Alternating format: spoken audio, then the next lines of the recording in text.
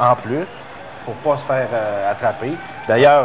on voit le Pédiac qui s'en va carrément dans le territoire. Pat Côté également est rendu là. On peut voir ça au loin, mais là, regardez bien. À un certain moment donné, vous allez voir apparaître une main, vous la voyez. Imaginez-vous, ça c'est le chef de la sécurité à Laval. Et ça, c'est un autre partisan qui nous a donné ces images-là.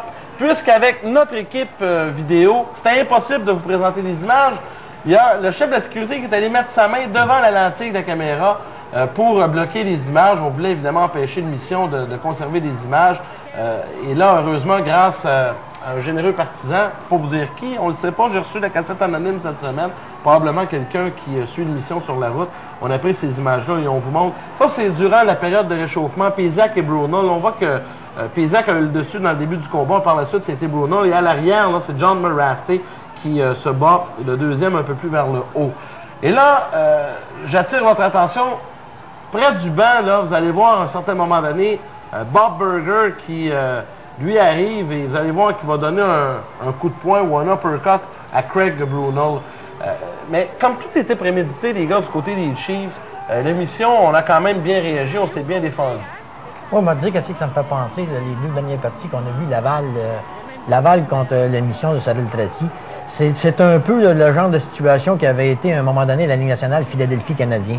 On a vu à un moment donné au cours des parties sur le concours canadien faire descendre... Là, regardez bien, oui. Je te coupe Mario, regardez Bob Burger, c'est lui qui est debout avec la casquette blanche là, au banc, vous allez voir, il va s'approcher, et voilà! Il vient de donner un coup à Craig Brunel et il se retire par la suite. Vite comme ça, là, vous allez me dire, ça a l'air anodin, mais c'est pas si anodin que ça, parce qu'il a placé quand même un bon coup sur le menton et Brunel était quelque peu... Ça, c'est le début de la partie, là. Oui, ça, c'est en première période. Oui, lorsque Perrault a quitté le banc, là.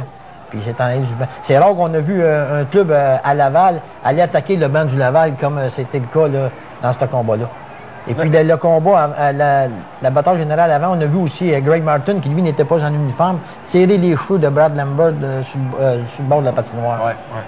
C'est des affaires sur là que Laval. Mais Laval, tu sais, c'est à part. Eux autres, on dirait qu'ils sont à part dans une ligne. Ils ne donnent jamais de l'assistance. Le scorekeeper au Centre Bell, ben, on n'en parle pas. Tu veux faire la partie à la radio, tu peux pas. Si tu veux la faire, il faut que tu payes la ligne téléphonique. Il y a tout le temps quelque chose, Laval, là.